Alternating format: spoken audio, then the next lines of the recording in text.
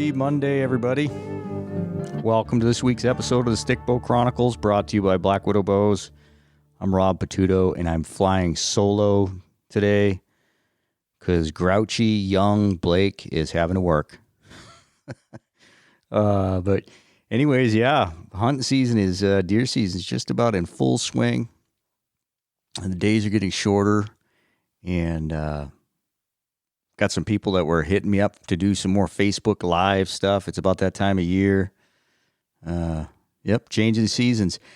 Before we get started, I want to hit the sponsors. The Footed Shaft, Kifaru International, Selway Archery, Ironwill Broadheads, and of course, Black Widow Bows. I've got a new podcast machine here I'm pretty excited about. I have a guest today that I'm going to claim is the least known bow hunter in the world. This guy came out from under a rock. Well, how many days ago, Chris? 3 days ago.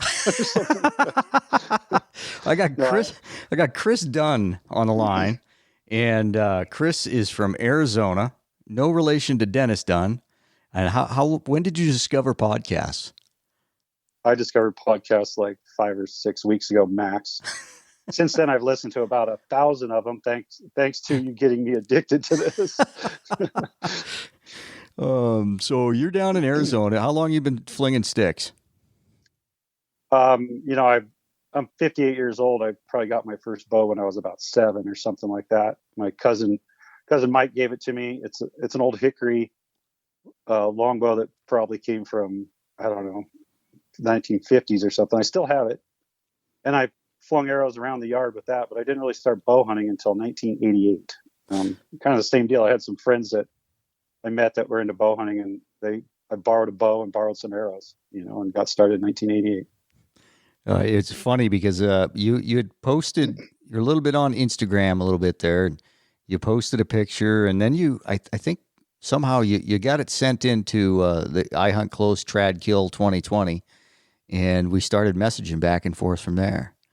And I saw the hashtag and all that stuff, and I actually have a daughter. My daughter Zoe has a degree in mass communications, and so she's like, Dad, you need to get on Instagram and you need to do this stuff, and she kept telling me I need to listen to podcasts and stuff. So I found you, but then I keep seeing this I Hunt Close hashtag thing, and I'm like, it took me a while to figure out how to send it in, but I actually sent in a photo and got it in there. Yeah, you did.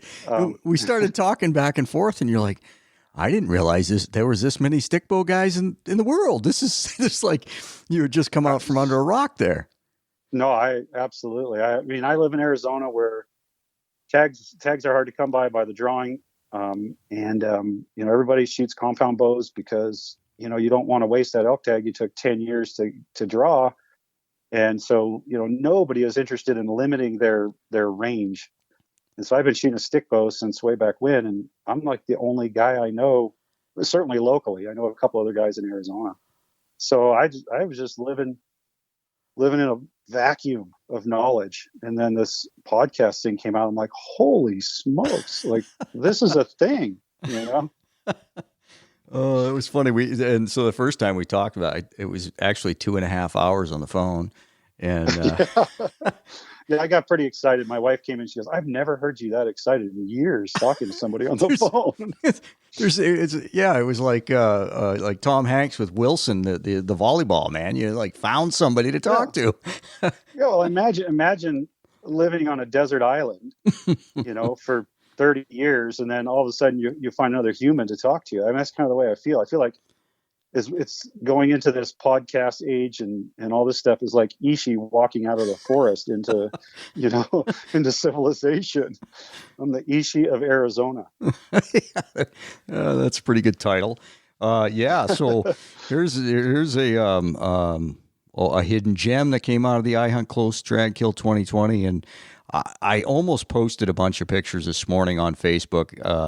I have an account, that you all are sending photos to, and I can't keep up with it. And so this morning I had some downtime, and I started going through there, pulling some of the photos out, and I was going to put them on Facebook this morning. But did you see that Logan glass bomb posted that whitetail, that that giant. big old massive thing. Yeah, 201. I didn't want to take away from that. I was going to let that run for a day. That was an amazing deer. Yeah. So anyways, yeah, I got to get some of those pictures posted up, and you sent in a mountain lion, Yep. right? Yeah. And some people might have saw that on Instagram a while back. When did you kill that? That was like last week of August. It was the opening weekend of the archery season here, and it's kind of funny because my daughter, who, like I say, has a degree in this stuff, I was like, I look at a picture, I posted, I'm like, oh look, I got 300 views. She goes, that's nice, Dad. And I posted that one, and it like reached 23,000 people or something like that. I was like, whoa. That's crazy. So. Yeah, well, once you get out of the box, it's pretty. It's like smoke. Once it comes out of the pipe, you can't get it back in. Oh yeah, I can. I actually gave Facebook the finger a while back because at least my personal account. I still have my secret hunting account, which isn't that secret, but it doesn't have my name associated with it. So where I can just follow hunting stuff. But I was like, I don't need to hear all this nonsense about politics and all that stuff. So I put that smoke back in the box. Well, I'm feeling a little bit guilty. Blake and I, neither one of us has posted much on Instagram, and it's just gets to the point where it's a little bit overwhelming. You want to stay in touch with the listeners, and it is cool seeing some success photos, but just right now, the amount of garbage that comes with it. Yeah. Like, we'll catch you guys in December. We'll keep, it's going to be running low key till December. Well, I mean, you're talking to Mr. Disconnected here, so it's really easy for me to just disappear into my own little world. And, like I told you when we talked the other day, it's like this whole podcast thing has changed my life, but sometimes, I'm just like, maybe this isn't a good thing. Like the other day when I decided, man, this 3 under thing seems to be a great idea. Maybe I'll try that. In the middle of hunting season. Yeah. The night before I'm going to go bear hunting the next morning, totally screwed me up. I mean, I could shoot 3 under, but then when I went back to split finger instinctive, I was like all over the place. So yeah, that's like, okay, I got to stop listening to this stuff for a little while. Yeah. Not you though. Not you. I won't stop listening. No, that's to me. It's all that's like January, February projects. Yeah, for me, it's like summertime. And my wife just pointed out, and we've been together for just under 40 years, and she just pointed out to me yesterday. She goes, it's always hunting season in Arizona. I'm like, is it really? Because we have January archery deer, javelina. And then after that, we have the handgun archery muzzleloader, then the general javelina hunt into February. Then we've got turkey season, and we've got spring bear season starts in March, and the spring bear season could go to the end of July. And so then archery deer starts again August, 20th, so it's always hunt season here. I have to dial it back. It's the same thing in Idaho. I mean, I scrambled to get my firewood in this year because it's nonstop. I have like 4 days where I dedicate 4 days a year dedicated to working around the house, and I get lazy working around the house. So you can just kick 2.5 days out there. So I'm not getting much done around the house the last couple of years. Well, I'll tell you, I'm a biology professor, which means I get summer off, right? And so I'm just like, well, I'll do it this summer, And so I have this giant list of projects I need to do every summer. For 2 summers, I've needed to paint my house, and it's still not done. Because summertime comes, and there's always something better to do. I say I'm perfecting neglecting. That's kind of what I do. I like that. It's got a ring to it. I always figure if you procrastinate, you'll never not have something to do. Right? Oh, yeah. If you procrastinate, some of it takes care of itself, and the rest of it, you just chalk it up like, well, I'll never be bored. Yeah, absolutely. I mean, some stuff just goes away. You think it's a big problem that day, but 2 weeks later, it's not a problem anymore. That's not good when you're talking about relationships and family issues, though. That doesn't work for that. Yeah, it's about getting your priorities straight, But I mean, I a funny story about relationships is, like, say, my wife and I've been together forever. I say she's a cougar because I was 19 and she was 20 when we met, but but I met these guys. I was actually out riding dirt bikes, and I ran into this bunch of guys, and they were lost. And I was like, hey, well, let me tell you where to go and stuff. And this guy's phone keeps ringing all the time. And I'm like, who is calling you? He goes, oh, it's my wife. I'm like, well, just don't answer. He's like, are you kidding me? I'm like, no, my wife calls. I'm not going to answer. I don't want her to think I jump every time she calls me, And he looked at me like I was crazy. I'm like, no, when it's hunting season, when it's elk season, if I come home, my wife is like, oh, wow, you came home. That's so nice, And he looks at me, he goes, yeah, but my wife loves me. I'm like, okay, you might have me on that Touche. one. Yeah, but she's not trained.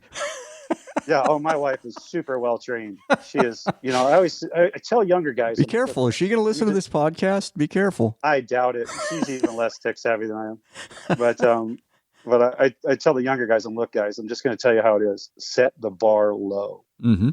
When you don't be spending a ton of money and doing all this fancy stuff when you're dating her, because when you marry her, she's going to expect that. So you got to set the bar low. Then when you do anything, it's like you win a Nobel Prize. It's like, oh, that's so nice. I'm telling you, you and I's paths are parallel. I can't believe I've had a twin brother living in Arizona all these years.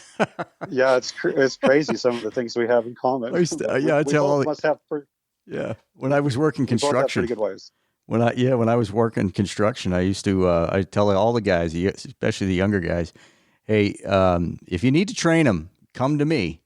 And my buddy would always say, dude, you can't believe what he gets away with. You might want to listen to him. Well, all my buddies, once they find out how awesome my wife is, are like, does she have a sister? So did you grow up in Arizona? Yeah, I'm a native. I'm proud of it. I'm a walking chamber of commerce for Arizona. Yeah. When we first were dialoguing, I think texting or something there, like you were trying to convince me to move to Arizona. Yeah, I got to stop doing that because there's way too many people moving here. But I want people that I like to move here. You don't know me that well, man. Yeah, but as long as you got a stick boat, you're my friend because there's just not a lot of that around, So. So 1988, you started flinging sticks. Were you? So let me see. So you probably had a real job by then. Oh no, I don't even know what I was doing. I mean, I got out of graduate school in 1988. I moved back. I went to graduate school in Boulder, Colorado. Moved back, and I started working for my buddies, the Stefan Brothers Fly Rods, making fly rods. So I went from working in a laboratory of a guy who won a Nobel Prize. Really? To living in a what we called the fishing rod factory, which was two guys named Tim and Mark Stefan and me. I was sleeping in a sleeping bag on a piece of plywood on cinder blocks, eating Mrs. Paul's fish sticks, drinking Miller beer, and listening to the Grateful Dead. Wow. It was a really, really big culture shock thing, but it was awesome. So I needed that. Heck yeah. And so that was 1988. And that year was when and Tim Stefan is the guy that loaned me a bow. And the funny thing is, like, I just got him back to shooting a bow. You mean just now? Literally just now? Like literally, he sent me a text yesterday. I'm like, hey, I'm shooting the bow again. It's going pretty good. He has an old Black Widow with a metal riser. Oh yeah. Yeah. So I kind of got him to shoot. I convinced him to put in for javelina tags. So we're going to go javelina hunting this year. Cool. So I'm infecting. I'm the stick bow evangelist now. You're going to put up a tent and have what do you call it? No, revivals. Revivals. Yeah. Well, that's what it's all about. It's like I finally found out that there's other people out there doing this, and so I'm like, I invited you to come down and hunt. I invited Mark Klinke to come down and hunt. I'm sending emails to everybody. Like, there's all these stick bow shooters. Just come down here and hunt with me. It'll be cool. Yeah. Oh, that's funny. You had said something to me, like you couldn't believe the resurgence when you started to, get out on social media and the podcasts. You're like, there's a lot of people that are interested. Yeah, and again, in Arizona, there's just not a lot of it. Arizona there's a Facebook page called like Arizona Traditional Bow Hunters, and it has 190 members. And I think a lot of them are just people who follow other people. A lot of them are probably out of state and stuff. And so there's probably like maybe 5 or 6 guys that are, post on that page at all. And I mean, I when I started started bow hunting in 1988. I was shooting instinctive. I had an old 4-wheel compound that Tim had loaned me, and I quickly got a recurve, and I just shot with that. And I met a couple of young guys. They were like 20 when I was 30, and they shot. One guy shot an 80-pound Howard Hill longbow, and the other guy was shooting a recurve, I think. And so that was it. That was, we'd go to archery shoots, and the three of us would shoot, and then those guys are gone, and that's it. Well, I had one buddy that was a real dedicated. He's probably the best traditional bow hunter from Arizona, but he passed away a couple of years ago. A guy named Mark Vankis, who he killed buffalo with one and done all kinds of stuff. He was a great guy. But other than that, there's not much going on. And so I live in a bubble. I'm living in the woods, and I have zero social life. And so when I discovered these podcasts, I was like, what? I want to back up a little bit. Tell me about the fly rod, the Stefan Brothers fly rods. They're still around, right?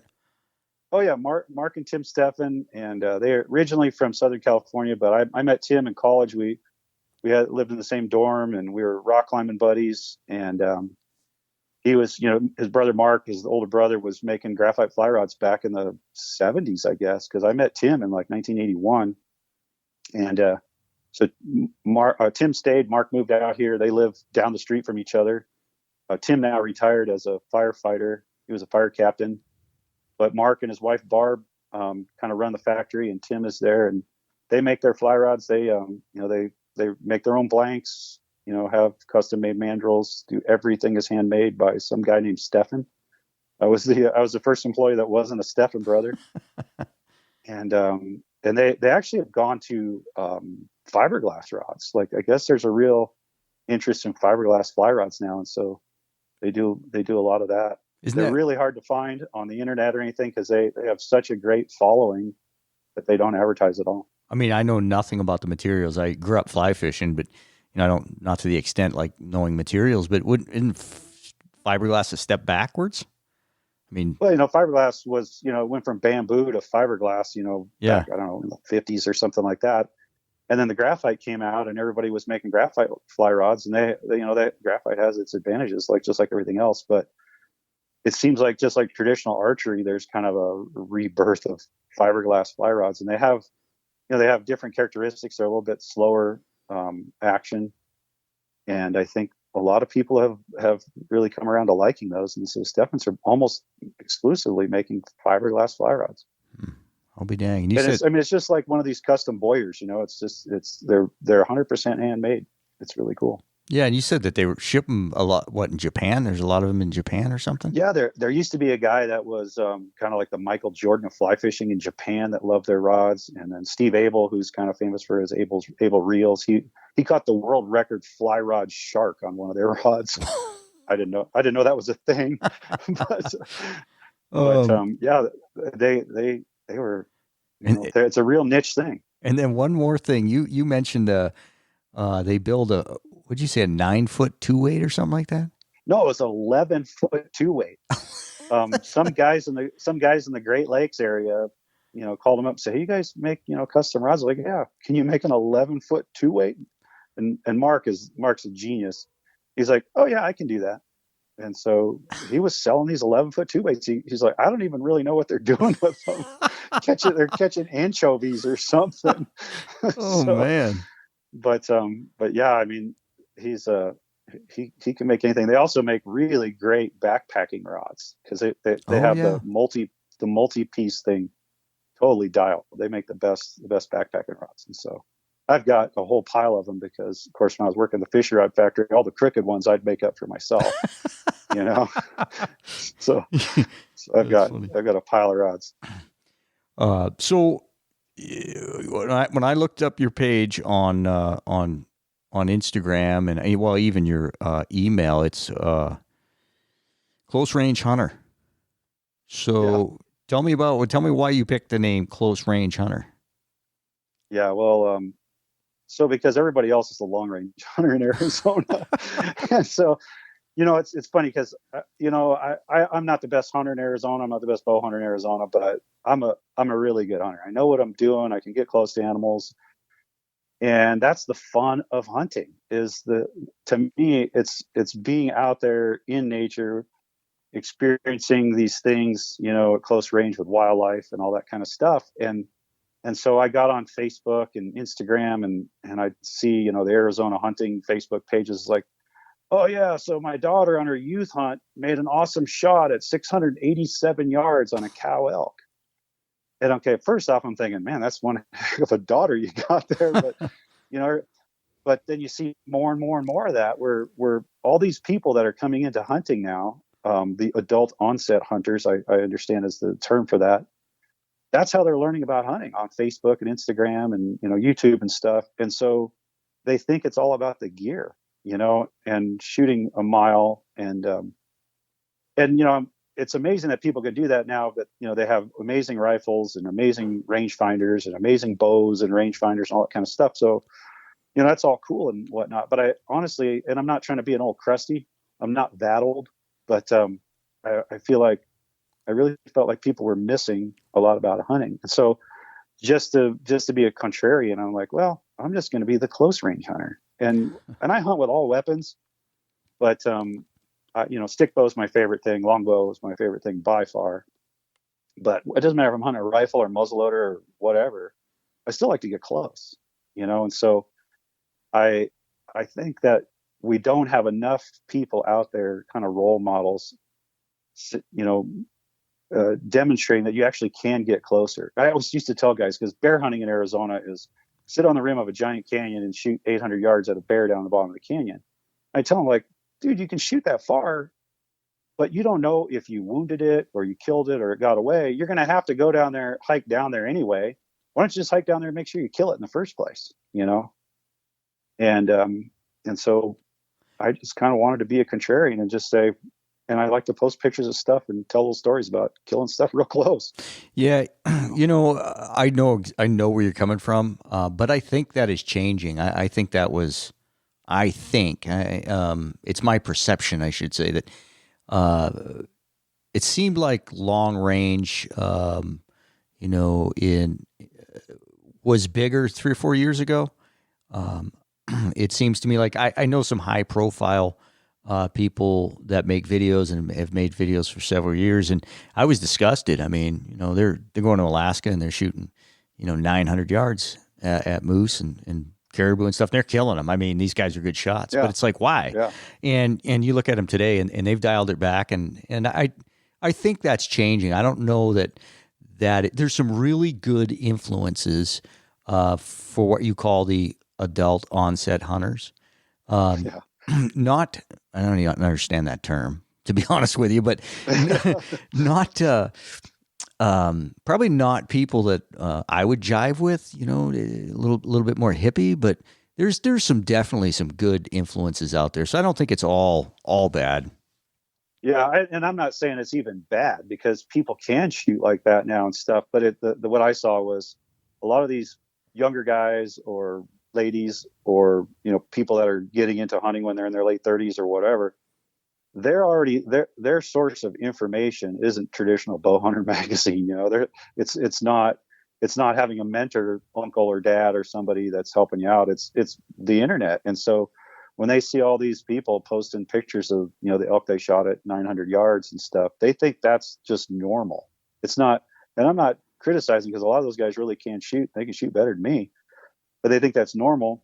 And so then they think they have to go buy a $10,000 rifle and a $20,000 worth of optics and go sit on a hill all day. I mean, that's Arizona hunting style, is sit on a hill with $10,000 worth of optics and a long range rifle and glass all day. And it works, but there's a lot of country you can't hunt that way, and there's more to it. Yeah. So I think we need more people that are using that social media stuff. And you don't have to be a preacher about it, and you just be somebody there that goes, oh wow, look, that guy killed that lion at 8 yards. That's pretty cool. I think I'd like to do that. I mean, I started rock climbing when I was 13 years old, and we had heroes in rock climbing that we could look up to, and there were rock climbs that we could say, man, someday when I'm good enough, I might do that rock climbing, And so you always had something to inspire you. And so I think that's a good thing. And I'm not necessarily the guy, like you say. I'm the least known bow hunter in America. But I actually have a buddy of mine. He goes, "You're the best elk hunter that nobody's ever heard of." And I'm like, "Well, thank you for the compliment." And I guess that's a compliment. But no, it's like we don't have role models doing that so much.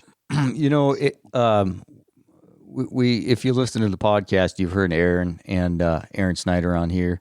Um, By the way, I was thinking, how far through this podcast can we get before his name comes in? yeah, well, when you talk about influences, and I don't know about role model. I mean, that's kind of a heavy word, but there's some good there's some really good female role models that are being cultivated. You know, in the stick bow world. That's good. You know, and I think what guys like Aaron and a couple other guys they bring to the table is showing that it can be done, right? So that's probably Right. yeah. I don't know if I'd say role model. I'd say guys that have been the other side, been high tech guys, and Yeah. they come to this side and they show that you know you don't have to shoot something at 90 yards.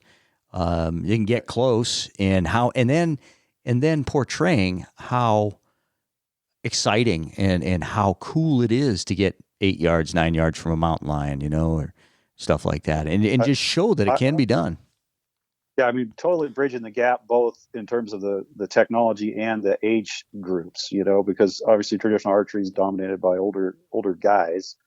And so again, having women that are good examples and role models and guys like Aaron, I think that's fantastic. And I just smile every time because I'm listening to all these old podcasts. I'm trying to catch up. I got about 1,000 hours I got to listen to, but every time I hear Aaron's go, man, I was so wrong when I was giving those trad guys crap, and it's so cool. And I'm all in. I'm just like, yeah, man, once you get there, you go, oh, now I get it. Now I know what they're all talking about, because it's hard to put into words what traditional archery is about. I mean, my buddy Jeff came over the other day and he's a really good compound shooter, but he got some old recurve. I'm like, bring your bow over. We'll get it shooting. And so he shoots that bow and, we're shooting like 15 yards. And he starts getting some groups. And then I go, hey, see that cactus over there?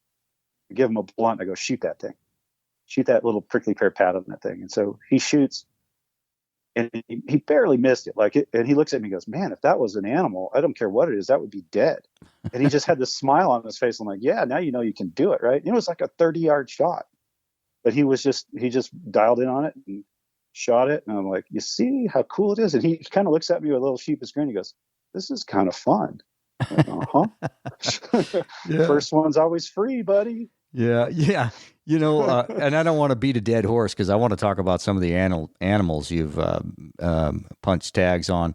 But, you get this younger crowd and you get, you've heard the push guys. And they really, them and Tom Klom and what they've all put together. That's a real tool to take these high tech guys coming from compounds and giving them an avenue to be proficient pretty quick. I think, and I think maybe we talked about this before, maybe not, but I think that crowd is more well suited for that kind of approach, the high tech approach to traditional bow hunting, like Tom Klum does and stuff. That's just too much stuff for me to think about. I'm pretty set in my ways about how I draw a bow and how I shoot, and so when I try to shoot split finger or whatever, or a 3-under, I'm like, oh no, this could be bad. What did I do? Yeah, but I do think that's great. I know if I spent an afternoon with Tom Klum, he'd probably have me shooting really good. But when I start thinking about all the things you have to think about, approaching it that way, I have target panic just thinking about it.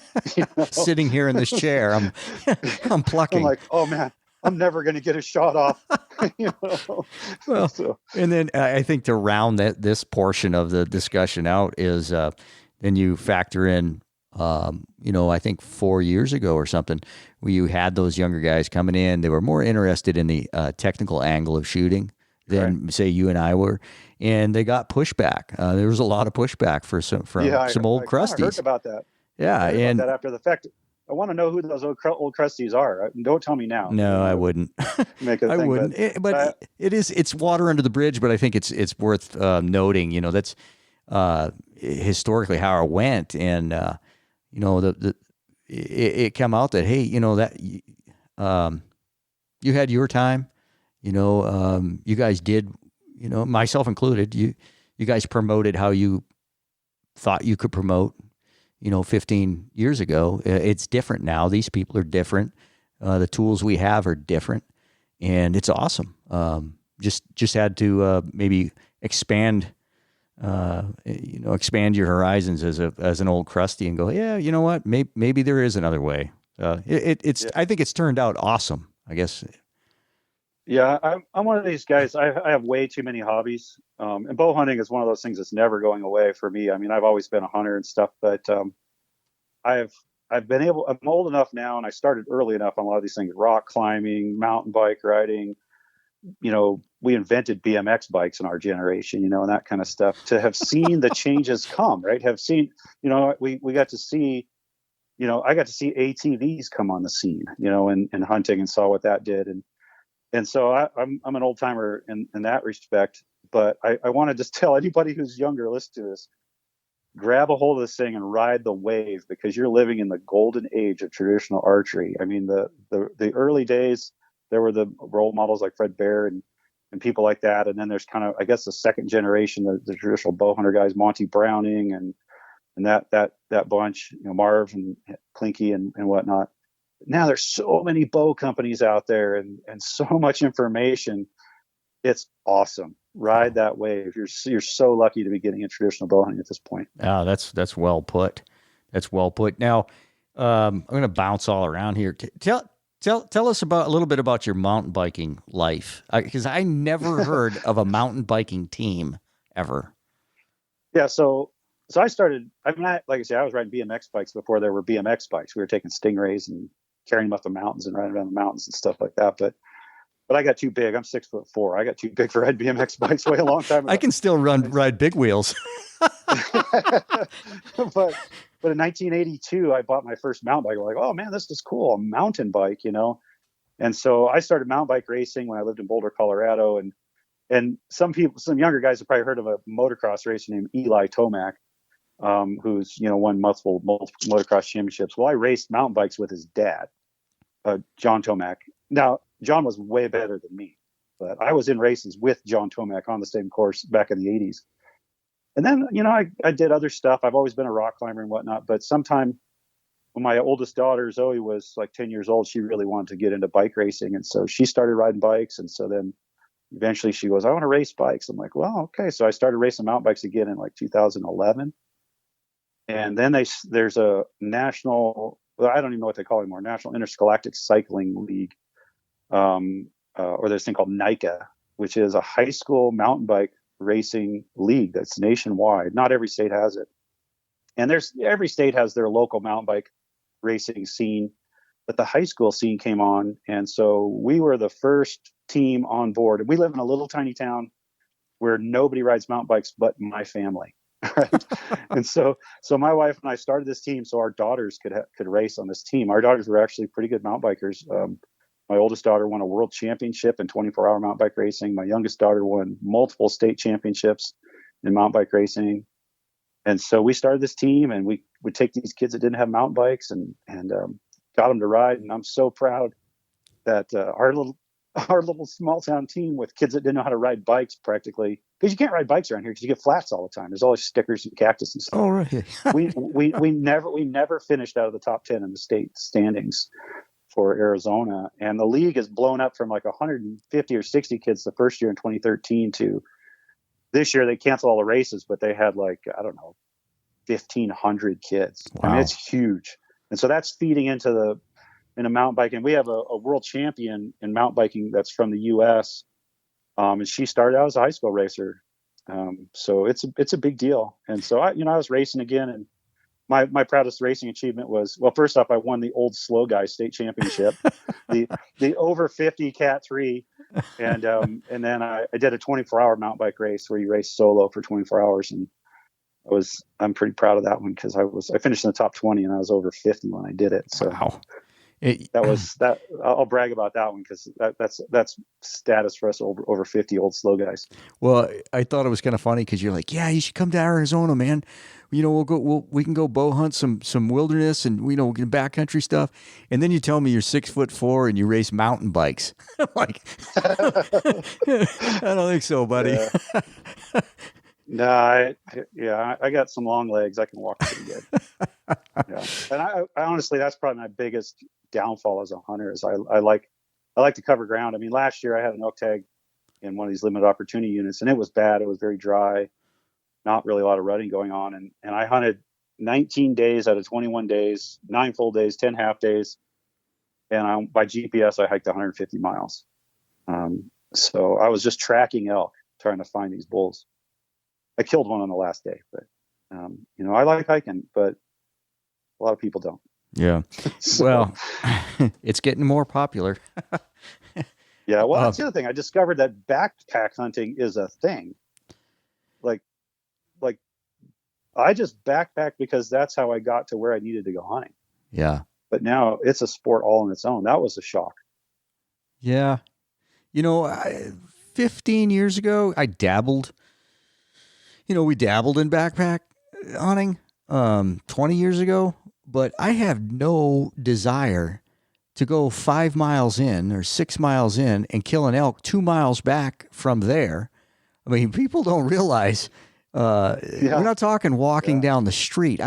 That was a huge hurdle for me, and I'm not. Hey, why do you think I have llamas? Yes, we're going to get to that. So tell us about the cat. Run us through that, because that was a pretty popular photo on Instagram and a pretty awesome achievement. Yeah, it's kind of funny. I mean, I can make a short story long, so bear with me.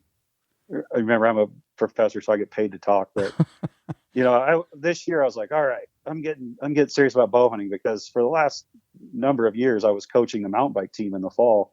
So I didn't get to hunt much, and so I'm like, all right, I'm back into bow hunting. I'm going to hunt every species every minute I can. So I left opening day of archery deer with a pocket full of over-the-counter tags.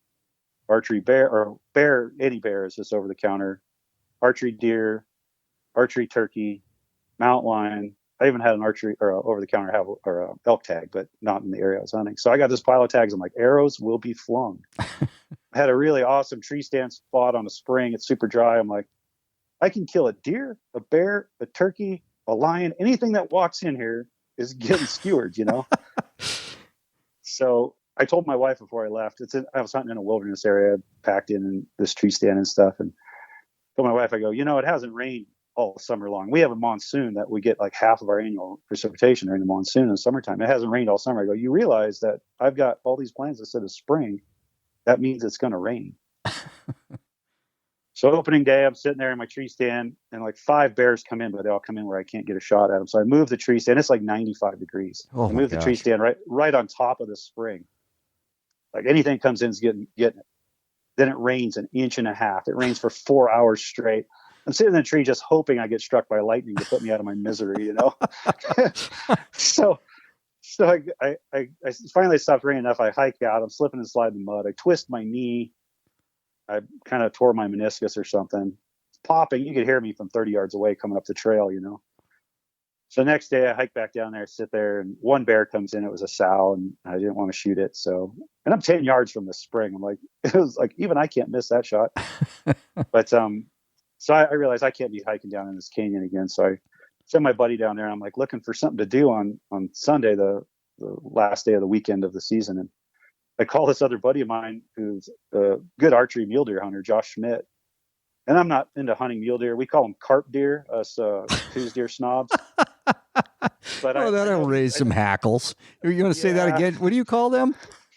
Carp deer. So anyhow, so I call up Josh because I know he's got a spot that's just like right by his house. You don't have to hike very far, because I just want to keep hunting. I'm like, hey, Josh, you want to go out? I'll help you. If you glass up a deer, I'll give you hand signals or whatever. He's like, yeah, sure. So I roll out there. I meet him. We drive, no lie, 10 minutes from his house. I'm not going to tell you where he lives because then you know where he hunts. But we drive 10 minutes from this guy's house. hike up on a hill, and right off we glass up a couple deer, and we're looking at this hillside. Well, it's windy, so it's kind of, the glass is kind of tough. And both of us have seen this white spot on the hillside, but neither one of us mentioned it because it's hard to tell what it is. And finally he goes, "Hey man, there's a lion over there." I'm like, "Where?" And he goes, "See that white spot?" I'm like, I saw that too. I couldn't figure out what it was. He goes, "Yeah, I just saw it wag its tail." And we're like 450 yards away at that point. So we're what's just sitting there kind of, is it laying down with its belly facing you or something? yeah, it's bedded. Hang on a second. I got to decline a phone call from my daughter. You still got me? Oh yeah.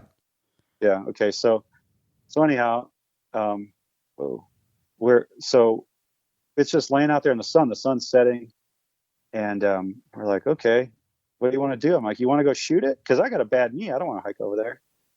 And he's like, "Well, I don't have a tag." Like, nobody goes out in the woods without a lion tag. Like, "Well, I got a tag, but I got a bad knee. But well, maybe we can sneak closer and I'll try calling it in." He's never called anything in. And so I go, "Oh, this is going to be interesting. I'm going to be calling and shooting on this one." Whoa, what was that sound?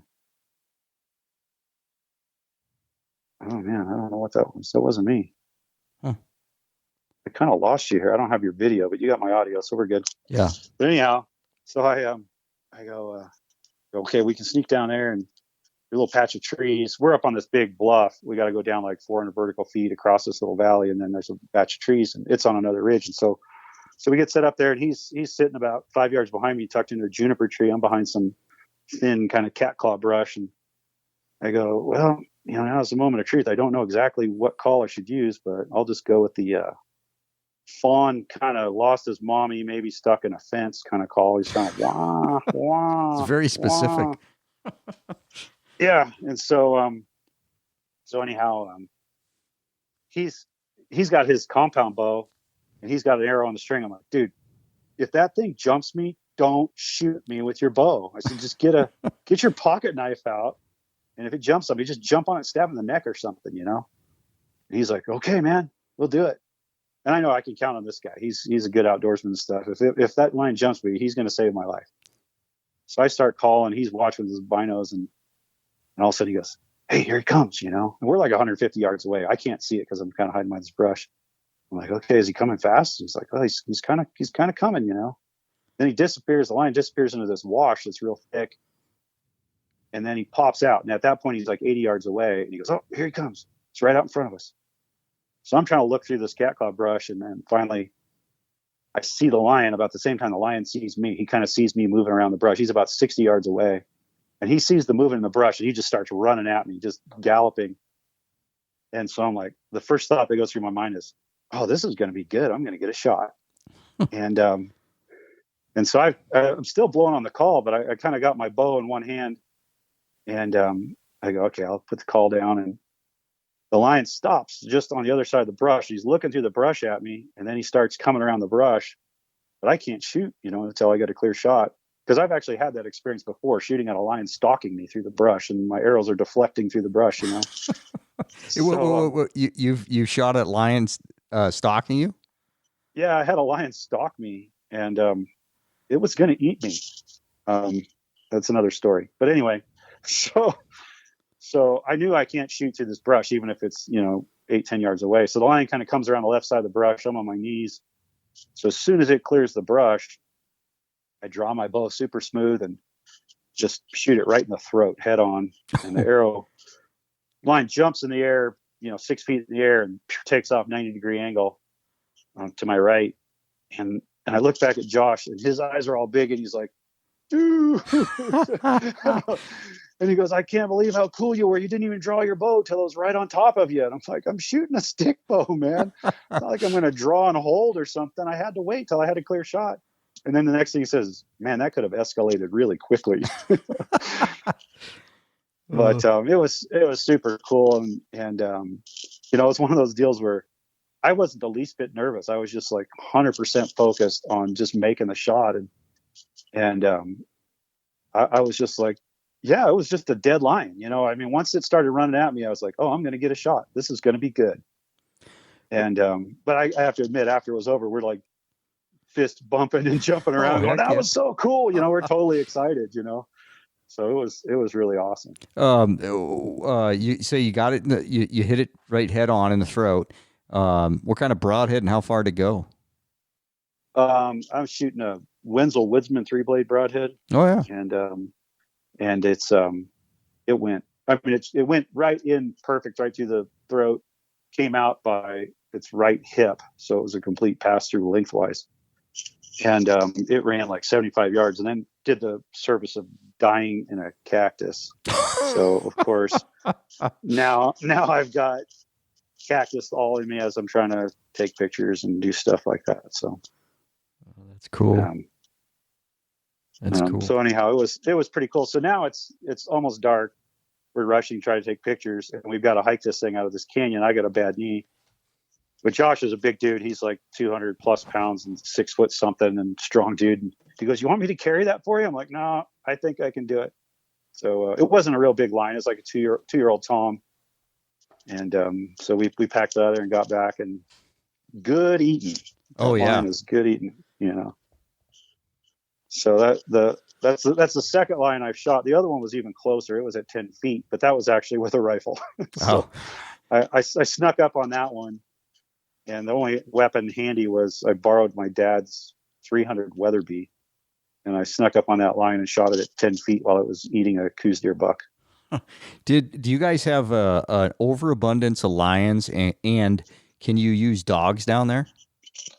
Yeah, you can use hounds, and we have a pile of lions. In fact, my buddy Josh has a camera in that same area on a water hole, and 2 weeks later, he had pictures of 2 more lions within 400 yards of where I shot that line. Hmm. It's really. I mean, I'll sometimes send you the picture. I have a picture of a lion actually with its jaws around a whitetail fawn, around the neck of a whitetail fawn. The fawn is just standing there like, "Oh crap, what's going on?" Like, think of how many lions there must be if I can get a trail cam picture of a lion actually with its jaws around a fawn's neck. Wow. Yeah, it's like you never check a trail camera without getting pictures of lions on it. So it must be really liberal season down there? Well, it used to be year round, but the antis kind of got involved, and so the Game and Fish Department kind of caved a little bit on that. So now the season runs from the opening day of deer season in August to May 31st, and there's also a female quota. Okay. So they have the state divided up into regions. So once that female quota is hit, then they close that region. And of course, the hound hunters aren't killing the lions. It's, the hound hunters are chasing lions, but they're not wiping them out by any stretch of the imagination. Hound hunters. It's like they want to conserve the resource. Yeah, we run into that up here, and you can't blame them because that's just like a bow hunter letting bucks pass, right? Right. Yep. But it's frustrating when we want to reduce the numbers, and you're like, you got that thing in the tree, somebody shoot it, Yeah. But, Well, so I've hound hunted. I have a buddy I'm real proud of because I met him when he was a teenager. He was a stick bow shooter who had never killed anything. His name's Andy Knowlton. He runs Rimrock Outfitters, and Andy was a student of mine. And when I found out he shot with a recurve, I'm like, "Oh, we need to get together and hunt." And he goes, "Well, I've perfected spot and spook." That's a good one. But I helped Andy get his first deer and his first bear, and with stick bow, and he turned into be a way better stick bow shooter than me. And now he's a very accomplished lion hunter. And Andy's, I got to go hunting with him when he was figuring it out. And man, that hound hunting is so hard. Oh, It's yeah. very, very, very sporting. Yeah, sure, you shoot them out of a tree, but it's tough hunting and very enjoyable. So, and let me just do a little biology for you. I'm a biology professor, so please do. I'll tell you, I do the math. I'm a scientist guy, and so there are, they estimate there's something like 1,500, 2,000 mountain lions in Arizona. If half of them are females and they're having babies, if they even average one baby, and a lot of them have 2 or 3 a year, that's another, 1,500, mountain lions if they're having twins, or, 750 mountain lions a year. I just looked up the stats. Hunters in 2019 killed like less than 200 mountain lions. Right. Wow. So there's a lot of mountain lions left over. And so they're coming into town. They're they're, having encounters. They're getting hit by cars, and a lot of them are getting killed by other mountain lions because mountain lions are territorial. So mountain lions are not an endangered species. There's plenty of them going around, and they're good to eat. And there's no reason why we shouldn't be hunting them. And I totally, respect managing the harvest quota and stuff like that. But so many people think that they're endangered species just because they haven't seen them. And my buddy Andy, now that he's a really accomplished hound hunter, he calls me the lion magnet because I stopped counting at like 30 lions 10 years ago. I just see lions all the time. And that's you just hit the nail on the head there when people say, well, they must be endangered. I'd never seen one. You don't see them, and especially in this country, like where I'm at, if like in one calendar year, I saw 3 lions, and that tells me that the lion population is strong. That was just that was one year, but so that's just who they are. You just don't see them. 2 weeks after I shot that lion, I was sitting in a tree stand in southern Arizona, coos deer hunting, and I had a big old tom come into that tree stand. But, I'd already used my tag, so I got it on video. That's 2 weeks later, just different part of the state, and I could have shot that one. They're everywhere. One of my coolest, I've had some pretty cool lion encounters. I had one stalk me. I had a bull. I was working a bull in front of me, and it's kind of a long story, but I turn around, there's a cat laying there at 12 paces, right, dead downwind of me. I mean, wind is right in his face. It took some serious convincing for him to leave. But a few years back, I witnessed a lion. So I was leaving one of my bear baits, and hot, it's a end of May. It's hot, dusty morning. I come around the corner, and here's this brand new moose calf in the road. And so I shut the truck down and waiting for the calf to get out of the road. I didn't want to stress her. And mama cow there, she's on the cut bank. It was a really short cut bank, and she's calling to the calf. And so I'm watching it. I said, super cool.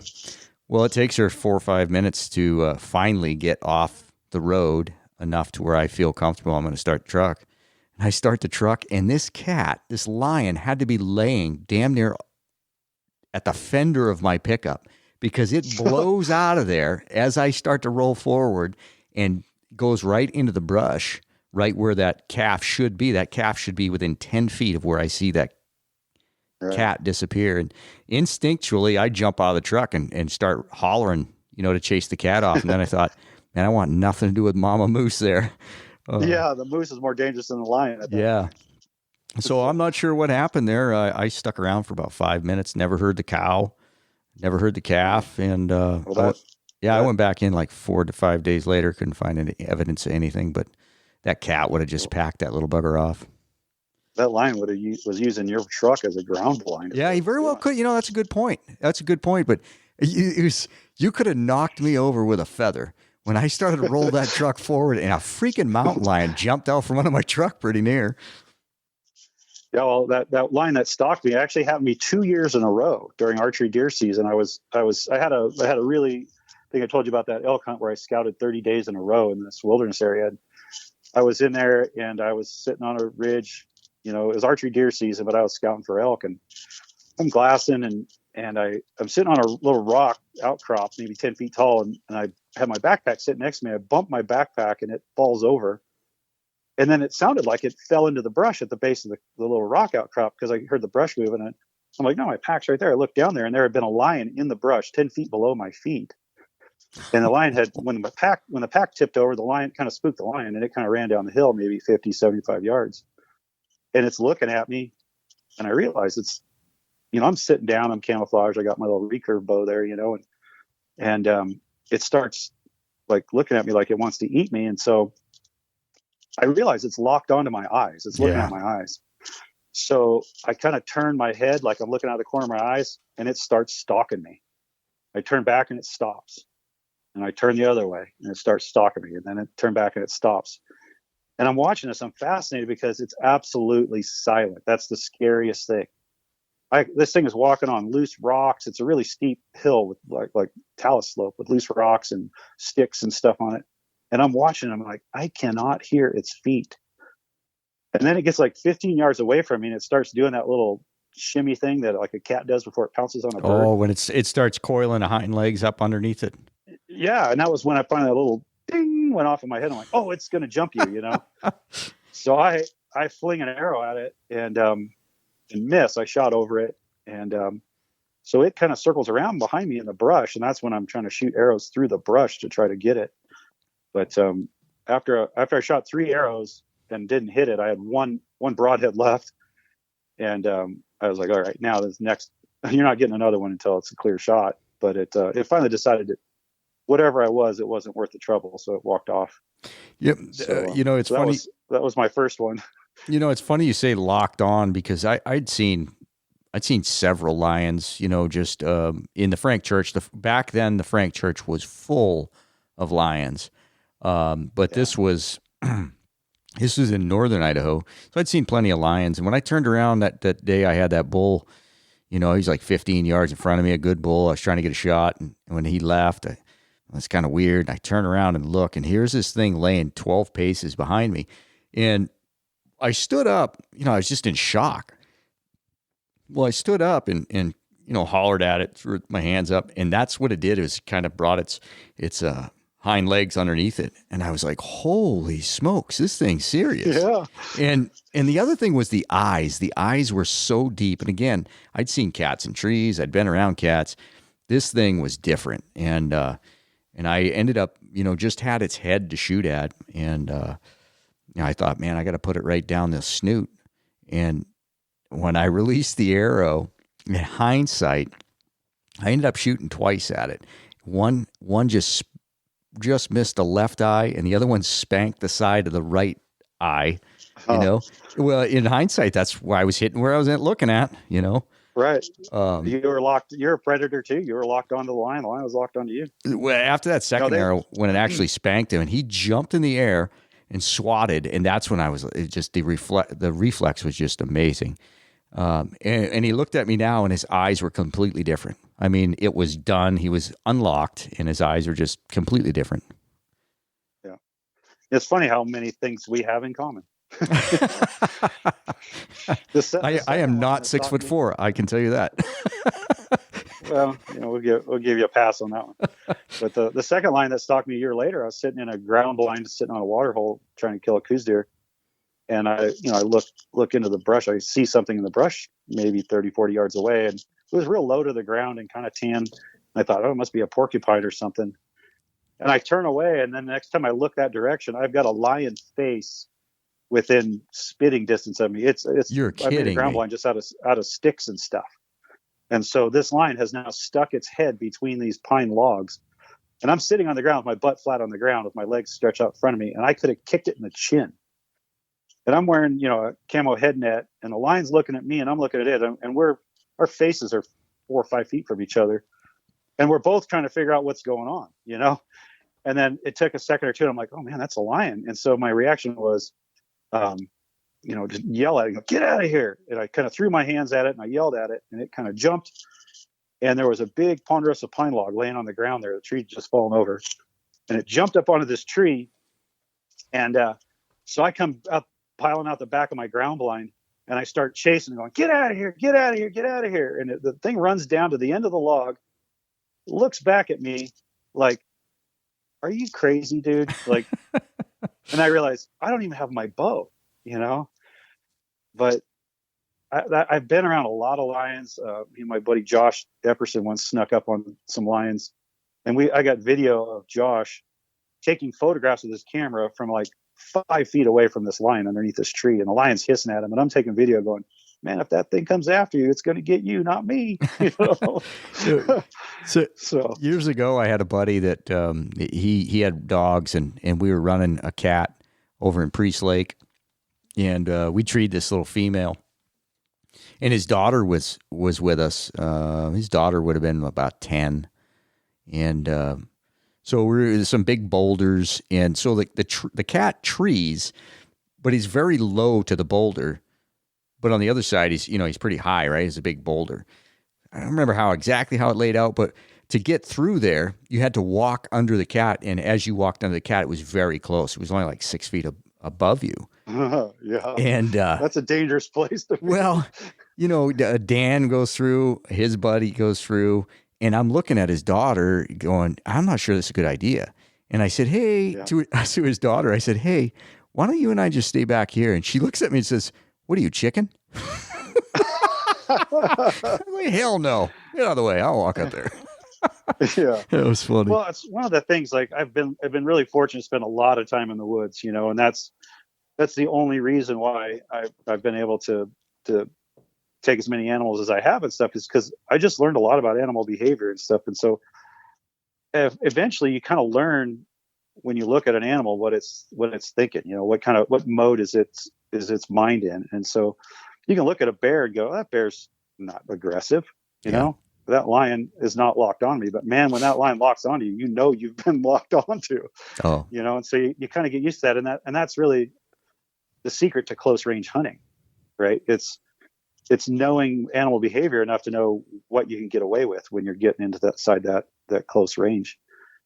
And I love it, and I mean, I love that experience. And it's so cool to hear people like Aaron Snyder or South Cox or whatever tell those stories about how different it is when you get close. Yeah, exactly. And they have a big enough platform, and people respect them enough or follow them enough to take them at their word. Like, hey, this is really cool. This is a whole nother level. And I'm just get inundated constantly with first trad kills. Yeah, it's amazing what's happening right now. And again, Aaron's a great spokesperson for the sport, and I really like that. Although he's a very high tech, guy and social media guy and all that kind of stuff, he gets all the other stuff too, and he understands that there's a lot more to it, and sells that part too, because I think that's what a lot of people need to hear. Because it's hard to go, well, yeah, now I can't shoot 40 or 60 yards, with my compound bow, but it's going to be worth it when you do, when you do get that shot. And an underlying theme in people that are successful making the switch, like Aaron, it's easy to just, kind of dismiss Aaron for what he's done, because you look at, the amount of animals he's killed in the relatively short amount of time. So if you take him out if you take him out as not the norm, right. But you plug in some of these guys, like our recent guest this week, the episode is Colby Cox. Right. He said his first year was 2013. He kills a bull, and then he puts it down, and I don't remember 2018 or 19 or something. He picks it back up and he kills like 3 animals. But they were really good hunters before they picked up a stick bow. Right. And you see this quite a bit. I just got another photo today. It's a guy's second year with a stick bow. Last year, he kills a 202 inch or 211 inch mule deer up in Saskatchewan with a stick bow. Yeah, I think that was his first trad kill. And but when you look at his page, he's killed a lot of stuff. This year, he killed another really nice mule deer. He just sent me a picture of. I said in this week's episode, I said, if you haven't killed anything with a compound, don't think you're going to pick up a stick bow and kill stuff. Right. And so again, that can be a deterrent to people too. But I think again that kind of younger demographic, much more gear oriented. Mm-hmm. And even though Aaron sells $1,000 backpacks, he'll tell you it's not about the gear. Get the best gear you can, but if you can't afford the gear, or if you buy the gear you can't afford to go hunting, just go hunting. Yeah. Because that's how you get to be a good hunter. And so if you pick up the stick bow, I mean, I'll make the argument, you'll become a better hunter faster, right? Instead of going, well, I'm not good enough to hunt with a stick bow. I'll hunt with a compound bow, and I hunt with a compound bow sometimes. I still don't know why, but I still do sometimes. It's like, well, just accelerate the process and start with a stick bow. But I also always tell people, doesn't matter what you're hunting with. If you're a new hunter, don't be a trophy hunter. Yeah. You just got to start. You got to get that first kill. Not like that guy Andy Knowlton I was talking about. He'd perfected spot and spook, and I had this really good tree stand for coos deer hunting, and I was building my house at the time, and I go, Andy, I can't sit in my tree stand. Go sit in my tree stand and just go shoot something. And so he ends up shooting actually a hybrid Coues deer mule deer, genetically confirmed. And so he's like, oh, psyched. He brings it back. I say, okay, Andy, now what you're going to do is go move that tree stand and put it wherever that carcass is. Because in Arizona, you're not allowed to bait, but that's not considered baiting. It's, he didn't drag that out there. That's just something that's in the woods. He shot a bear the next day. And so in 2 days, he's got his first ever bow kill and his second bow kill. And then he just started killing stuff like crazy. Like every time we went hunting, it was like, oh, Andy he shot another Coues deer January 1st of the next year, I think it was, or maybe it was 2 years later. So now he just shot his whole hunting season. The next year we go out and he gets a mule deer in January. Then he shoots another Coues deer. You got to get those first kills down, and then all of a sudden it just starts coming. Yeah. And so if you shoot it with a rifle, you shoot it with a compound, you shoot it with a stick bow, you got to start somewhere. Yeah. So success is important. Yeah. Success is important. We get a ton of first kill pics of does, and it's so awesome. And the traditional community is so cool because I just had somebody send me, and they were really excited about this doe they killed. It was their first traditional kill, and they were pumped. And I can take that picture and put it on social media, and it's going to get almost the same amount of likes as somebody with a big smoking, whitetail or bull. And it's just, sharing in somebody's excitement that, man, they climbed a pretty good mountain to, metaphorically speaking, to get their first trad kill. Yeah. Again, even a guy like Aaron who kills 70 animals a year, he says that. He goes, people say, well, what should I hold out for when I come out west hunting? He's like, shoot the first elk you see, and that's absolutely true. Well, speaking of, go ahead. That comes from a guy with a trophy hunting problem. I was going to say, speaking of elk, you've done pretty good on elk. Dude, I'm blessed to live in Arizona, and I'm cursed to live in Arizona because we got a lot of big elk here. That's a blessing. I'm cursed because you have to draw the tags, and I'm cursed because we have a lot of big elk, so you always want to shoot a big one, and so there's a lot of pressure when you do draw a tag to try to shoot a big one. Oh, the pressure is only put on by you. Oh yeah, because I don't have any friends. But I mean, when I was guiding full time, I would get guys that would come from. I had one guy named Brian that came out from Maryland. He was a great guy, and the funny thing was he had target panic real bad. He almost didn't come out. I'm like, just come on out, Brian. We'll get you a bull. I'll get you close enough. And so he comes out for his elk hunt. I'm like, we're gonna trophy hunt the first bit, but because he wanted to shoot a good bull. And I said, but after the first week or whatever, it's shoot something with horns. And he ends up shooting, just making the world's best shot. The guy with terrible target panic makes the world's best shot and kills a really nice bull, and he's just so happy. And I go, yeah, I mean, was that good enough for you? And he goes, oh man, he goes, I would have been happy shooting a spike. He goes, but all my friends back home, they said, man, you're going to Arizona. If you don't shoot a 350 bull, you're wasting your tag. And I go, if you show this bull to your friends, they'll think it's a 350 bull. That's the truth too. It was like a 200 bull. Yeah. But I was like, ask them, how many elk have you killed? Yeah. Let alone trophy elk. And so every hunter I would guide would be the same thing. Oh, my buddies told me, you're going to Arizona. You got to shoot a 350 bull. And like, I always ask them, what does a 350 bull look like? How many have you shot? The only person you have to please is the guy whose name is on the tag. Yeah. There's take been the pressure off. Yeah. There's been a few times when I was doing the Alaska thing. I think it was my last bow hunter. Just pops in my head. There might have been other ones, but he said, I just want to shoot a good representative of the species. And it was really tough for me because I was seeing big bears. I think it might have been opening day. I was seeing big bears, and I actually had him pass on a couple bears that night. And the second or third one, I made him pass on it. I stopped myself and thought, boy, you're an idiot. This isn't your hunt. This is going to go really bad if he doesn't get a bear.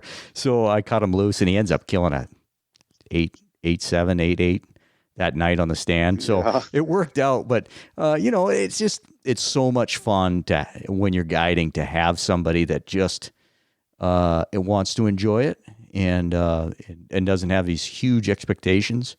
Yeah.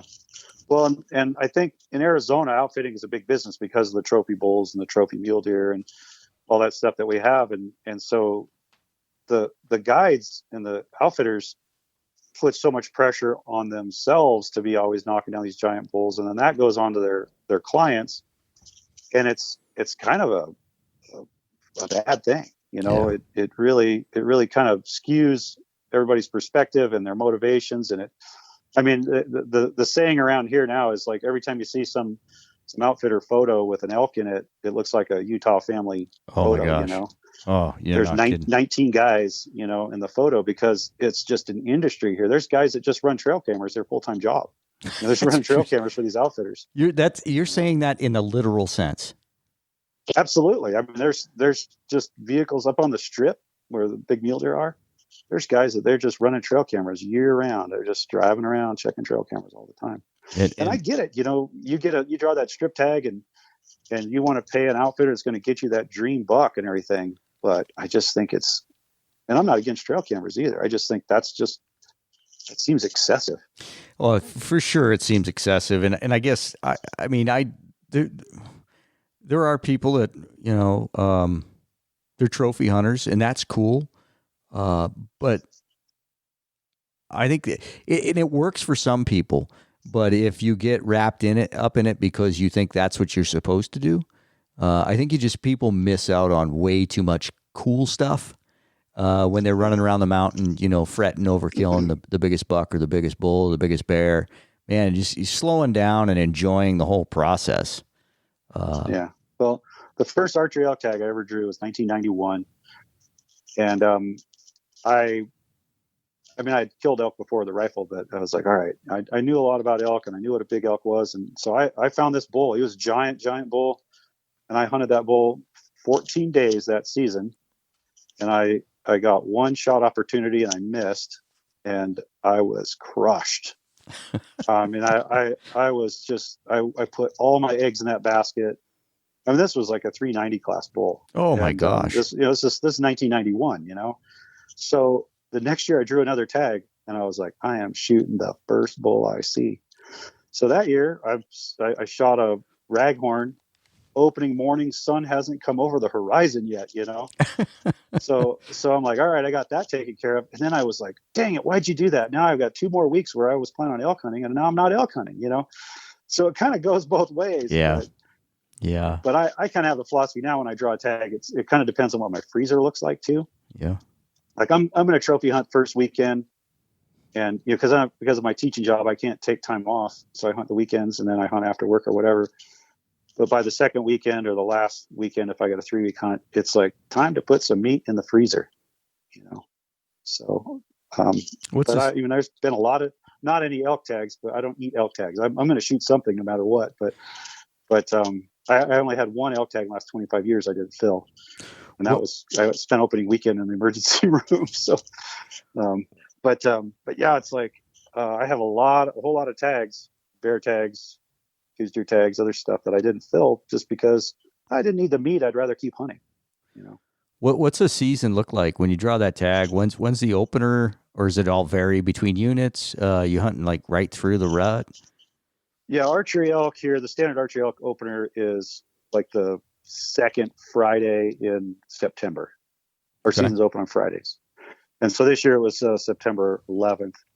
And the rut here peaks, in my opinion, on September 25th. I was blessed to be a full-time outfitter for quite a few years and live in a great place for elk hunting and just lived out there.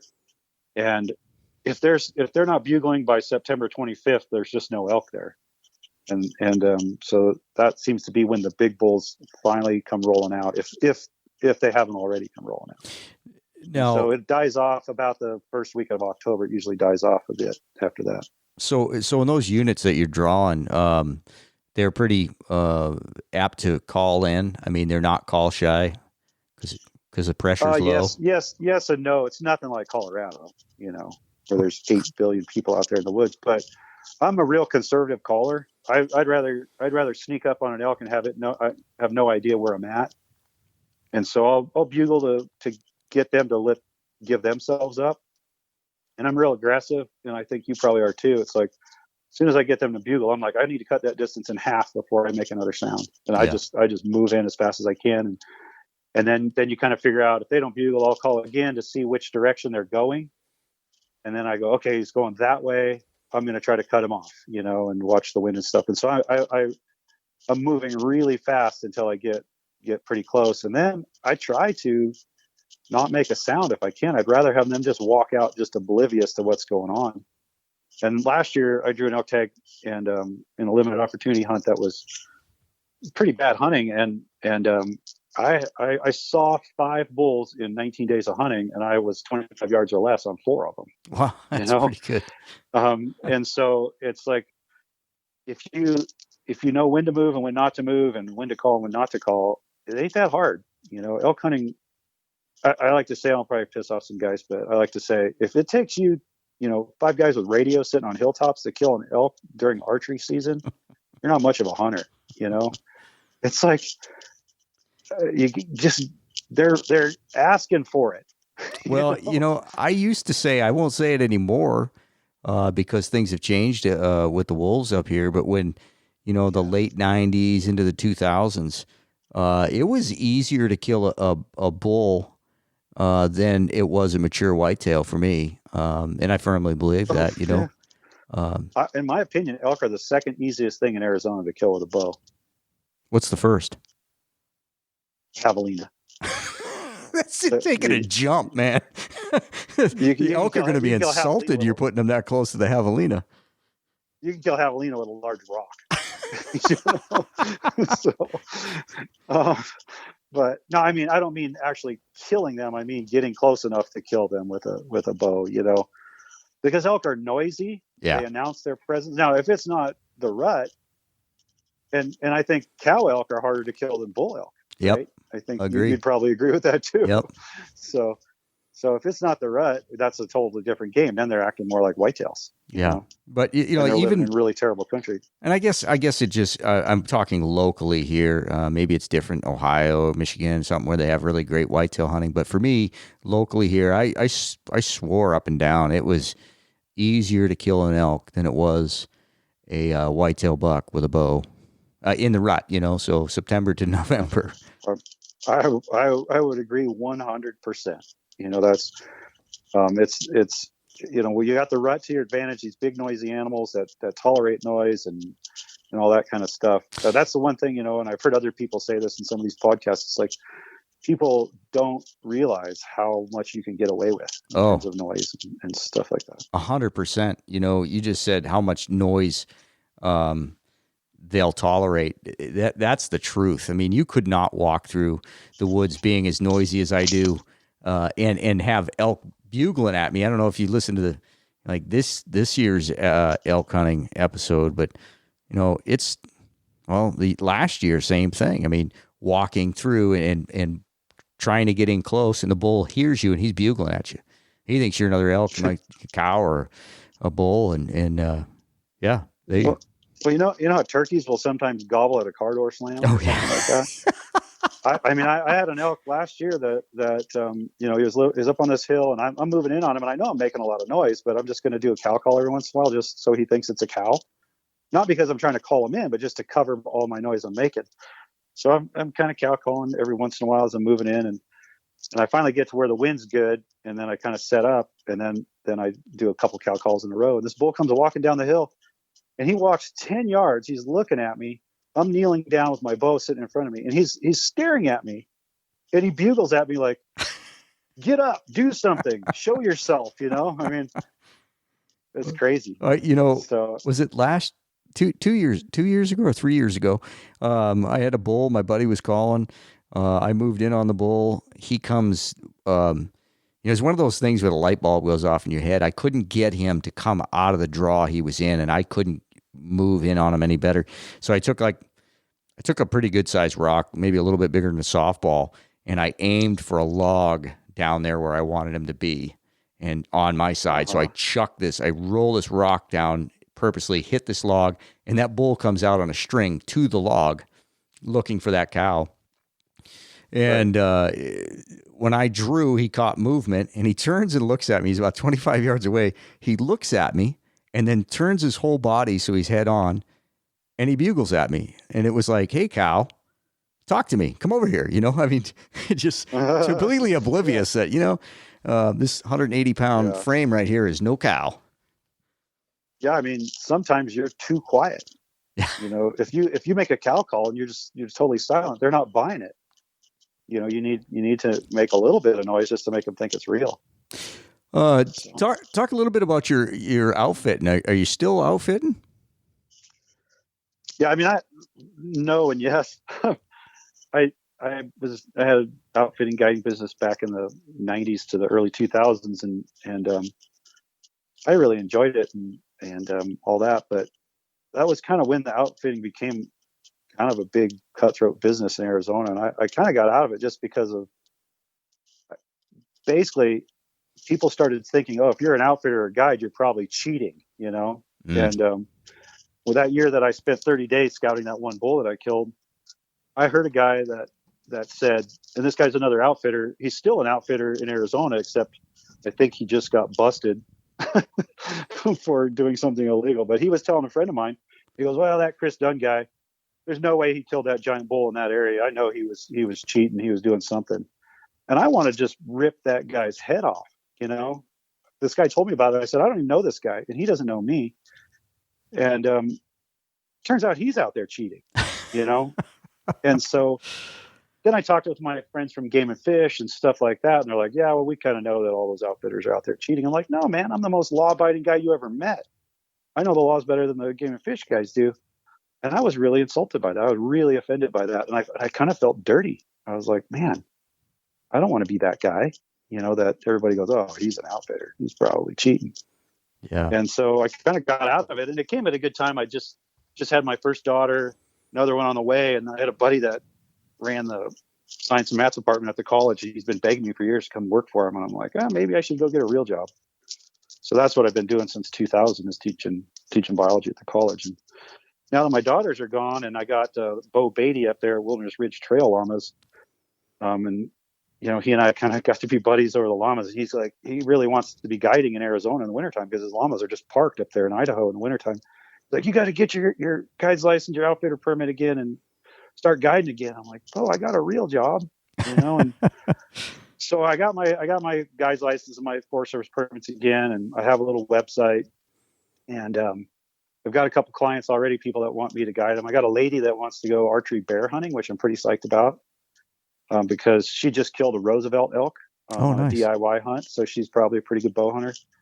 And I got another guy for January archery deer season. And so I got people calling me, but I'm kind of like, I still feeling a little uncomfortable about the guiding thing. And if I eventually retire, then I'll be feeling better about it. But I really want to be able to do the best job I can. And that was what my business was before. Was I was doing it full time. I didn't have another job. Almost every outfitter, every guide in Arizona is a contractor or got some other job going on.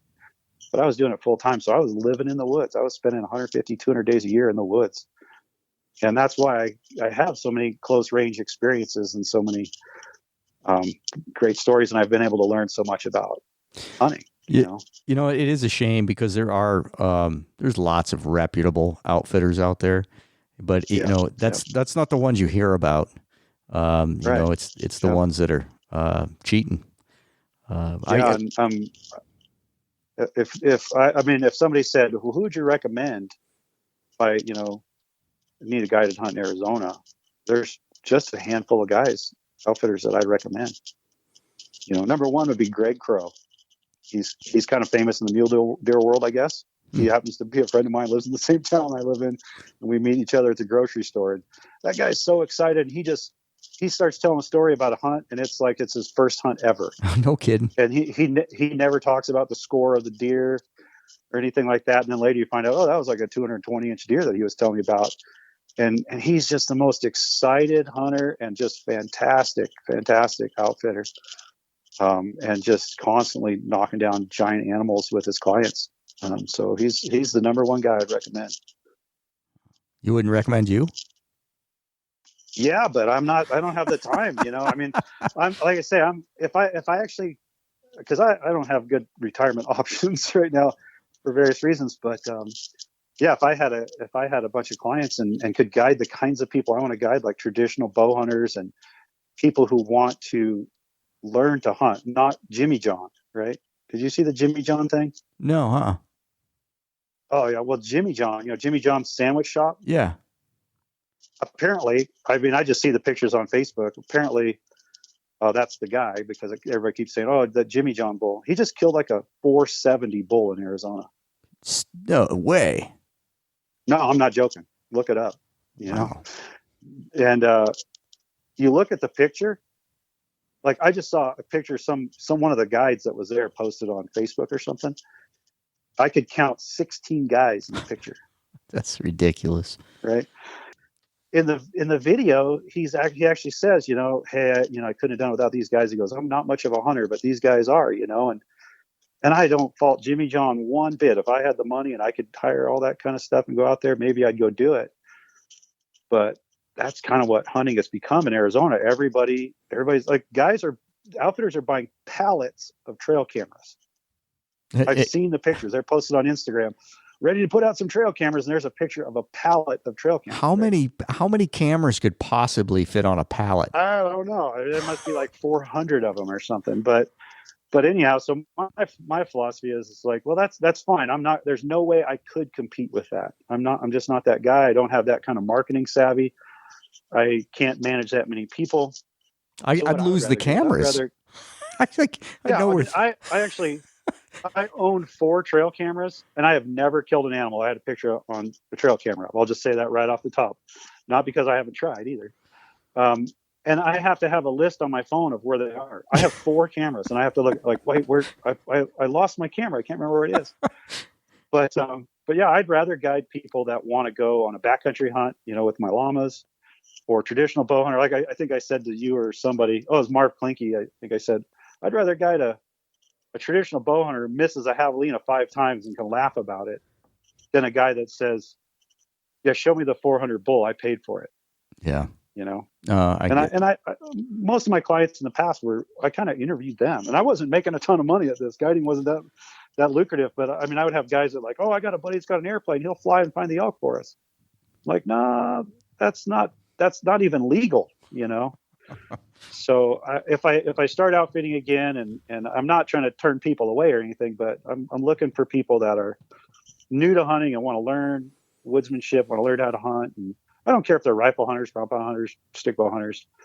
I like stick bow hunters just because they tend to be, they understand that you're not maybe guaranteed to kill something.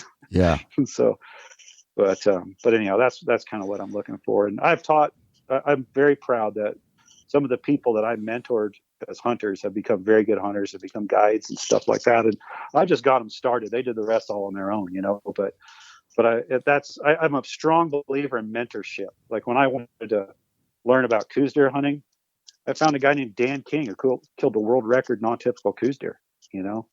I called up Dan. I'm like, hey, Dan, I want to meet you. I want to pick your brain about coos deer. And he was the nicest guy in the world. I learned a lot, So being a mentor is the best thing you can do as a traditional bow hunter or as a hunter or whatever. And so that's the way kind of I want to look at this. Before we forget to say it, because I'm not good at remembering stuff like this, if somebody wants to get a hold of you and pick your brain, or maybe talk about coming on a hunt, how would the best way to get a hold of you? Oh, well, I'm Close Range Hunter on Instagram and Facebook.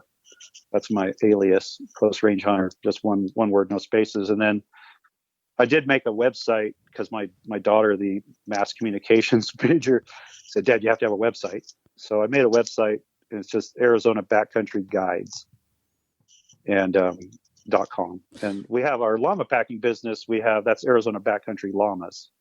And my wife made that website. It's much better than mine. So I made my website one evening sitting on my couch, and I literally just took pictures off of my computer of, like, I have pictures of my daughter in there and my buddies and stuff, just because I was like, I guess I'll make a website real quick. So yeah, Arizona Backcountry Guides. Yeah. Actually, I think I have that on Instagram too, but just Close Range Hunters the best way. So Yeah, I think there is. There might be a link. Yeah, on your Instagram profile. When I googled Yeah. it, your llama packing came up first. Uh, Yeah. yeah, My wife's real proud of that. Like she gets on there and she's like, "Oh, we're number 7 on TripAdvisor," or whatever. So, nice. And we had talked about llamas. I would love to get back into llamas, but they're so difficult to get a hold of nowadays. oh man. Yeah. Well, that's how I ended up with 17. Which seems kind of weird, but I told you the story. I was my Packers were kind of dying off, and I was trying to get new ones, and I couldn't buy any. And so Bo Beatty's like, "Well, I can't sell you any Packers, but I'll sell you some females so you can breed your own." So now I've got a bunch of females that are pregnant and a couple of babies, and we have some Packers. We got the bad news bears of pack llamas. We got a couple really really good Packers, one of which I got from Bo, two of which I got from Bo, and then some other ones that are good guys. And one of the best Packers we have is what llama I paid $200 for. Yeah, But he's turned out to be quite the Packer. yeah. So, but we could do a whole podcast on llama packing. I'm a big salesman for llamas. It's the greatest. I think they're pack animal ever. Yeah, I think they're the bomb.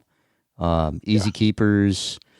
Yeah. If you listen, what is it? A couple podcasts ago, I discussed a llama fight that I got into one time. Got in a fight with a llama.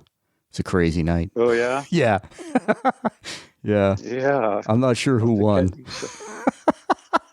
But all of my other than that one, I had a blast with them, and mine were all. I think the most I ever paid was $200, and just was cycling them through, and a lot of them were free. Yeah. Until I got 3 or 4 of them that were solid, and they're easy keepers. Jump in your truck. Yeah, I like them. And you're not going to get hurt, in the backcountry dealing with horses and mules. I mean, you get stepped on, kicked, rolled over on. I mean, you can. Yeah. So it's a whole other world. I don't have anything against horses and mules. They're just too much trouble for me. But I get the whole thing about that. But the llamas are just so low upkeep and easy to handle and easy to train. But don't anybody get the misconception that every llama is a pack llama. Yeah. Like Rob said, you gotta cycle through some if you're just picking them up off of Craigslist. Yeah. So, and you can't find them anymore on Craigslist. I tried. No, I search Craigslist twice a week for llamas in the entire Western U.S. and they're very hard to come by. Right now, I don't need any more, but I'm always looking for that one that might be a diamond in the rough. I'm just looking for one. I'm going to start with one. I don't care if it's a diamond.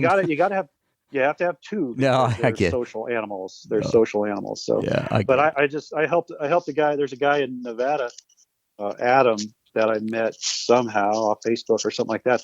He's like me 25 years ago.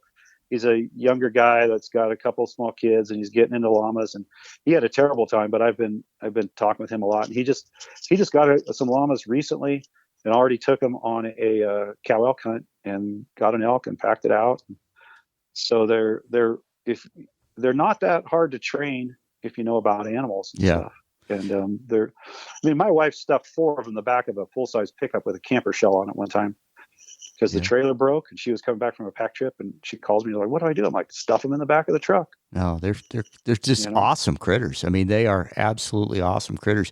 What kind of saddles are you running? I have a bunch of different types that we've just collected over the years, and honestly,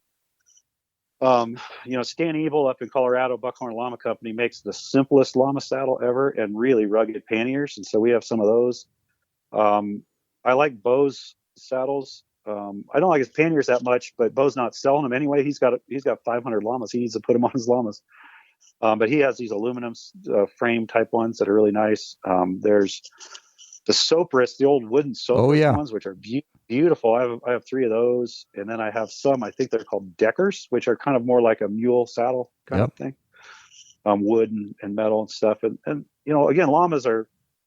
I'm packing typically 70 to 80 pounds on my llamas, and you have a lot of wool there and a saddle pad, and they're not going to get the same kind of hot spots and stuff that you might get on a mule. You're not packing as a heavy load, and they got a lot of padding built in too. So. Yeah.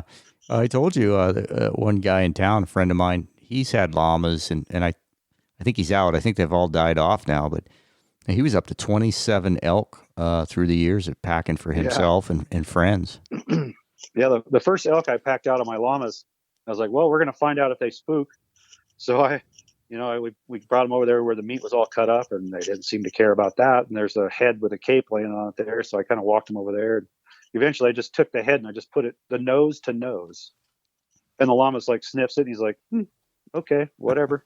Like no reaction at all, And I've packed out mule deer on them. I've packed out elk on them, and you just strap the head to their back and they're like, we're good. I didn't get to see it. Cool. I didn't get to see it. My wife saw it one day. A coyote came in the pasture, and I think we had like 3 llamas at the time, and a yellow lab that was probably 80, 90 pounds, pretty good size.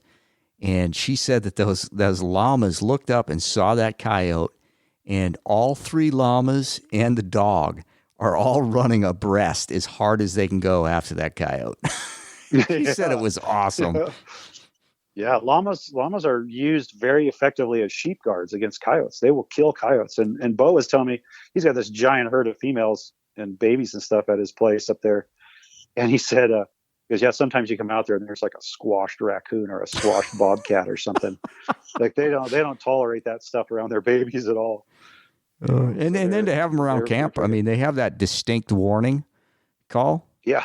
They're pretty good camp. Let you know what's going on in camp.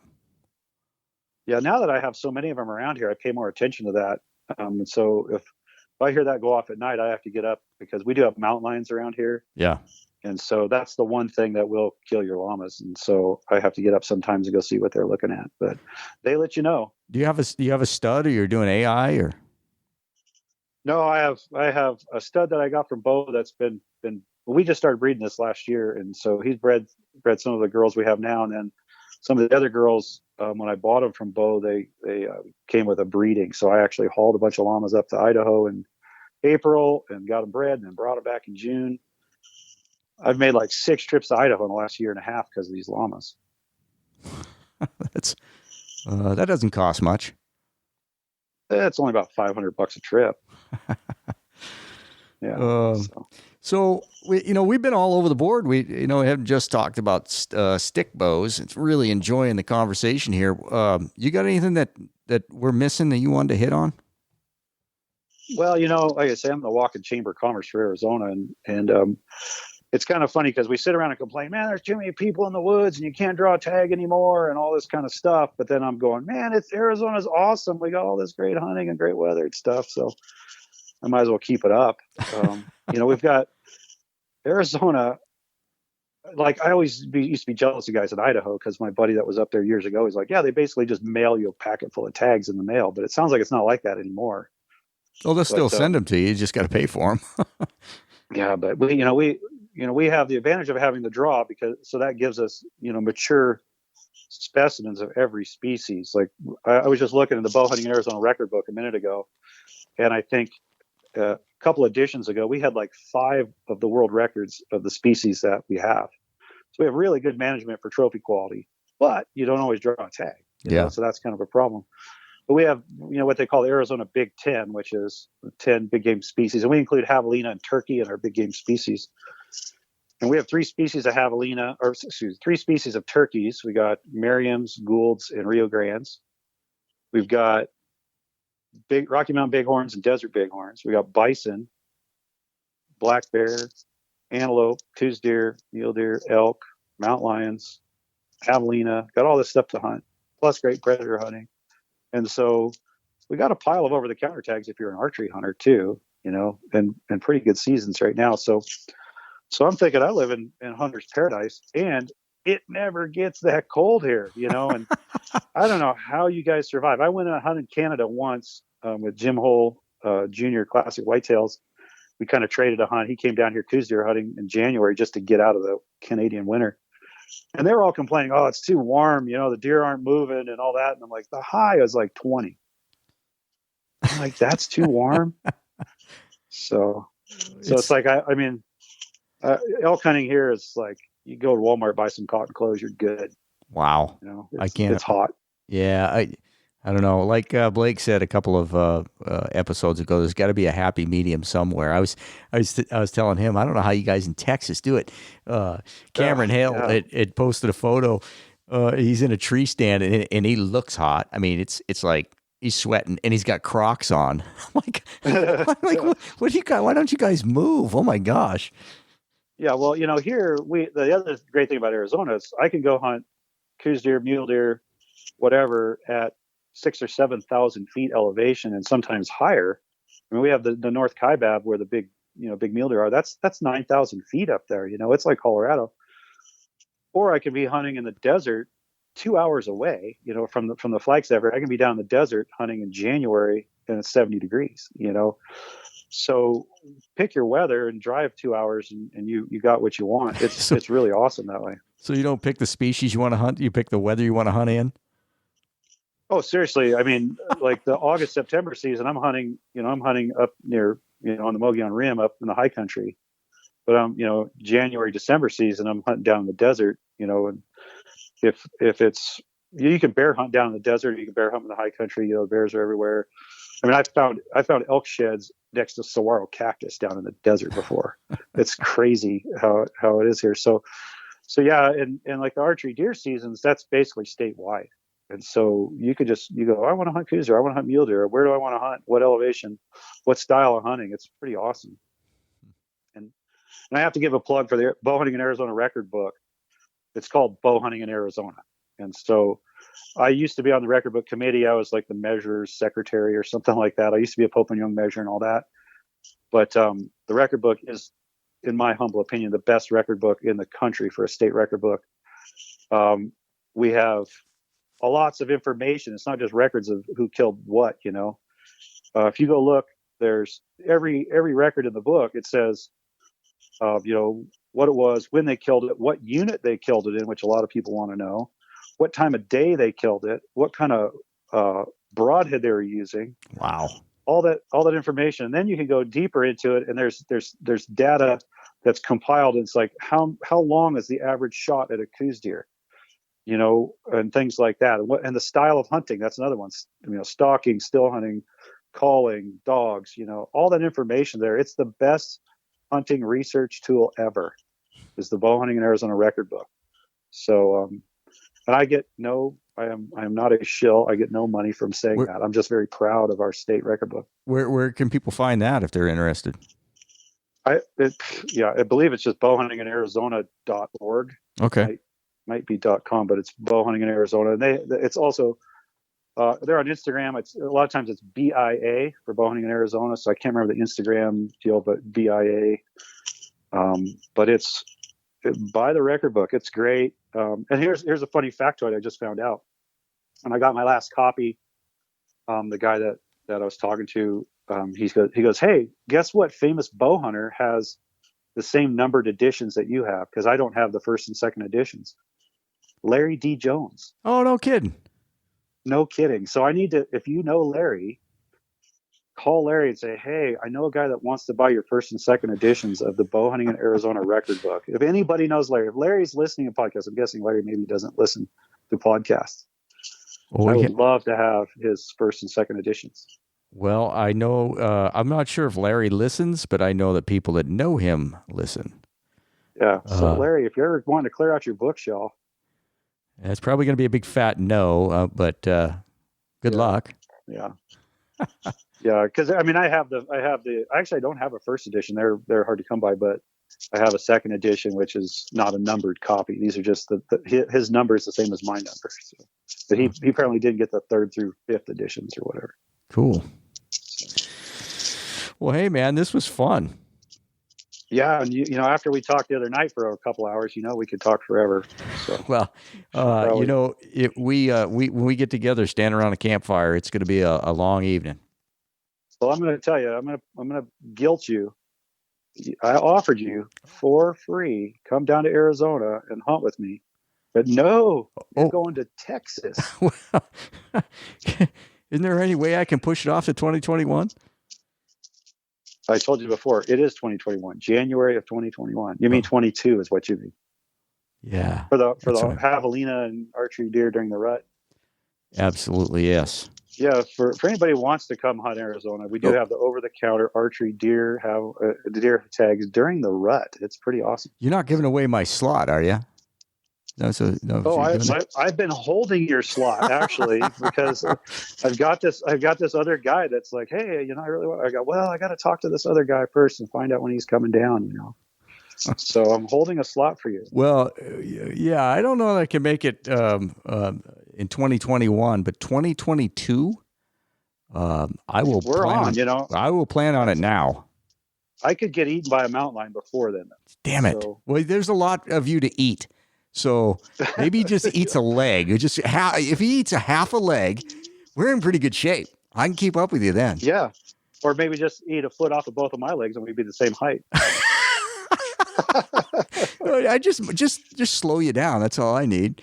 Just slow you down. I've known you for what, 3-4 days now, and I'm already giving you crap. Oh no, that's what people do. That's what I'm here for.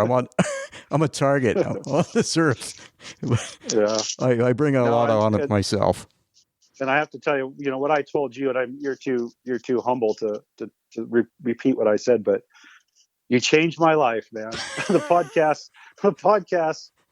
I'm like, what the heck? This is crazy. I'm like learning all this stuff about all these other bow hunters and stuff. I'm probably not going to change my ways too much. I'm just like you, but I think I enjoy your podcast the most. That I just like your style. I listen to other ones. I listen to Trad Quest. I listen to Push. I listen to some of the other ones. I love South Cox and listen to Aaron and all that kind of stuff. I sound like I'm an old pro, don't I? Well, I know all the names. I can throw them all out there. But I love your podcast. I gotta back up for a minute because I wish my mom was alive today to hear a teacher give me a compliment. It's and like you said, probably 8 months from now I'll hate you. I'll be there like, forget this podcast. Oh yeah, no, I'm going back to live under my rock. That's right. The smoke is out of the bottle. Yeah, but no, I think you're doing great things because you're bridging the gap, with the younger crowd, the more tech oriented, but get some of the older guys that are still around in there. And the best podcast episode I've ever listened to is the one with Monty Browning. Oh my gosh. What a guy, and it was a hilarious episode. It's episode 5, if I remember correctly. Yeah. And it was 2-part, right? There's 1 and 2. Yeah. The first one is hilarious. The second one is terrifying because he's talking about running into that sow brown bear. Yeah, that's pretty intense. The religious experience was had. The one in the first one where he talks about getting into his pickup in that scary cemetery at night, and he goes to take off down the road. Gosh, I love that. I forgot about that one. That was a classic too. Yeah, I tell because now, like I say, I'm the podcast evangelist. And so I'm telling all my friends that are like my age. I'm like, hey, do you listen to podcasts? It's like, no, because my daughter does. And I'm like, no, listen to this podcast. You can probably stop after that because it's going to be hard to talk about. Honestly, when we did that podcast, I was fearful like. We just in episode 5 we reached the pinnacle. It's all downhill from here. I have no idea how we're going to top this. But we did a Facebook Live for Compton's, Compton traditional bow hunters. And by the way, they should thank you too because I joined Compton's because of you. Oh, cool. They're a great organization, great people, man. For all the board members, the president on down, awesome people. They're doing great things.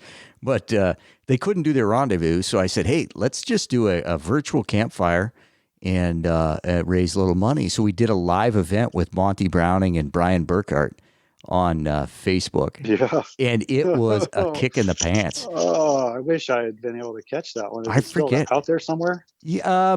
I tried to take it. So it's on a Facebook Live. So it's a video, audio. And I thought a few months afterwards, I would be able to take it and take it off there and distribute it just for anybody to hear. We were going to put it on Compton's page, but I have not been able to retrieve it. But it is a classic. So it's sitting in a closed group. sitting there, and maybe somebody tech savvy like your daughter can figure out how to get it out of there. Somebody who's listening, send your daughter or son over to talk to her and tell them how to do this. Yeah. It was a good time. Monty was sitting there and just telling stories, and it was a riot. Yeah. What a great community. You got 70-year-olds all the way down to, I had a 13-year-old this week or last week kill his first deer. And great community, man. I'm just, it's been a huge part of my life, traditional archery, and it's evolved, and it's only gotten better. Yeah, and like I say, I've just discovered. I mean, it was a deliberate thing on my part. My daughter's been bugging me about podcasts. I need to listen to podcasts because I'm always driving and alone and stuff like that. And I was like, okay, well, if I'm going to listen to a podcast, I'm going to search for a traditional bow hunting podcast. I want to see what's going on, and it just blew my mind. Are there others out there? You're like on that big old 80s supercomputer trying to talk to space. Is there any life form out there? Yeah, I mean, I should make my own little meme or T-shirt of me crawling out from under a rock, But now the genie's out of the bottle, and if people look at my Instagram page or something, they're going to expect me to be killing stuff. Yep. You're now that you're on this podcast, you're going to be famous. I'm famous now. You're going to be famous. Yeah, I'm going to be the next Aaron Snyder. Well, but the world can only handle one of those, so yeah, be the next Chris Dunn. I kind of wanted to bad talk him on here just to kind of beat him out of the woodwork a little bit. I was trying to think of something to say. Oh, I know what I was going to say. It's like I heard that he was more about quantity than quality. Have you heard that one? I feel like I coined that one, but no, it might have been you that said that. But no, I'm kind of the opposite way. I don't kill everything that moves. I kind of try to be a little bit discriminating about what I shoot. Oh no, he's fun to prod. He'll come out of the woodwork. Yeah, no, I mean he obviously kills giant stuff and all that, but I figured he seems like he can take a joke pretty good. Yep, good community. All right, Chris, it's been fun, man. We're gonna stay in touch. Oh yeah, I think we have too much in common not to. And thanks a lot for asking me on here. It's an honor. Well, I figured if I could do something to get the least known bow hunter, like you said, Ishi of Arizona or Ishi of today, I should. Yeah, maybe I should make a meme of that or something. We have some pretty funny meme makers that listen to this podcast. I can almost guarantee you, Chris, that they are going to be in the works after this episode's out.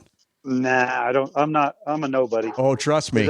Trust me. Are you thinking of the Make Hunting Great again? Oh, no, not those guys. We got some. That he's off the chain. Yeah, no, we got some cool. Wacy Dog, you're listening. The Real John. Yep, those guys will hook you up. All right, buddy. Good talking to you. You too, man. All right. Bye. Take care.